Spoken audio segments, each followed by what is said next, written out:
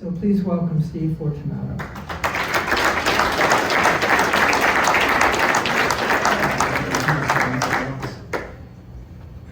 Wow, I better deliver on those expectations, huh? Steve, here. How do I advance? How do I advance this? Don't start my timer yet because I haven't advanced this slide. What's that? Button on the right. You might want to speak a little more gently to that. No. This happened last time. You have to press hard. I have to press hard. Yeah. Okay. Good evening. Good evening. Thank you so much, Doug, for having me here. As he said, my name is Steve Fortunato. I am a Santa Cruz native. I was born and raised in Santa Cruz, and I left around the age of 18 to go to college. I went down south to Pepperdine and stayed down south in Southern California, where I've been for the last 32 years. And most of those 32 years I have spent in the hospitality industry. I started a hospitality company that was in the fine dining world doing events, and it was an incredible, incredible run. Had some amazing experiences that you remember for a lifetime. We served 2 United States presidents and hundreds of titans and dignitaries, and obviously a ton of celebrities, thousands of couples on their wedding days. And about 5 years ago, into what has been almost a 4-decade run in hospitality. My first job was actually on Ocean Street in that abandoned building that looks like you could kick it over that wasn't Togo's. It was A&W root beer, decades and decades ago. About 5 years ago, I had this awakening that all of these experiences that I've been having in hospitality and hosting were actually teaching me something very important about culture and about people, and that hospitality was so much more than just food and beverage and an industry. Hospitality is actually about the way that we show up in life and how we show up in our relationships. And I realized that the first half of my life was being a hospitality deliverer, and the second half of my life would be about being really a hospitality evangelist.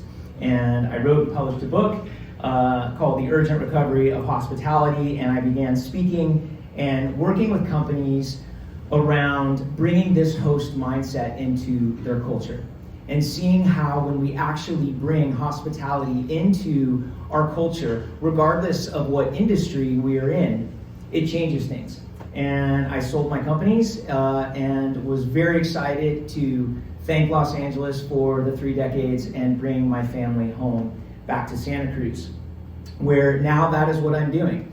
And one of the things that I have realized is that relationships are getting really complicated. We are here at this event called New Tech, and as tech accelerates at a dizzying pace, many of us are asking, so what's my human game? What do I do with the humans that are left in my midst? How do I relate? And you might not think of yourself as a highly relational person. Your industry might not have a lot to do with relationships, but the bottom line is that every single person in this room has to navigate relationships, whether they are with your shareholders or your colleagues, your prospects, your clients, your suppliers. We all have humans that we are interacting with, and these relationships are complicated. There's so many issues facing relationships. We are in deeply uncertain times right now. And as this question of what do I do about my relationship looms, it's hard. It's hard to figure out, what do I do? What's my human game? What's my human strategy? If you think about these relationships that you have, every interaction, you're trying to get something out of that interaction, right? You might need seed capital. You might need customers. You might need someone to sign on the dotted line. You might need more loyalty or more engagement. Maybe you need more qualitative things out of these interactions. Maybe you're looking for respect or for acknowledgement of your contribution. Maybe you're looking for airtime in the conversation. Maybe you're looking for validation. The bottom line is that all of us are looking for value out of these interactions. The complexity comes is so is the other person. The other person simultaneously is looking for value out of that interaction. And as we ask the question, what is new?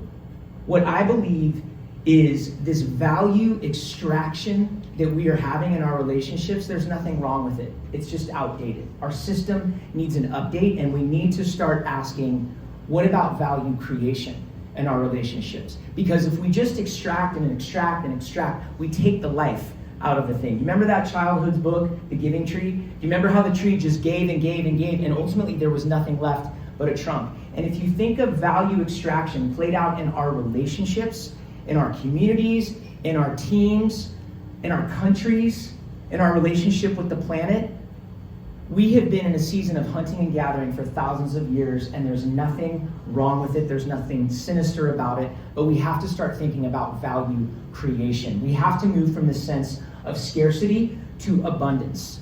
What happens when we come into our relationship feeling like I have enough respect, I have enough validation, I have enough credibility, I have enough airtime, I actually have an abundance, so I'm going to give those things to you in this interaction.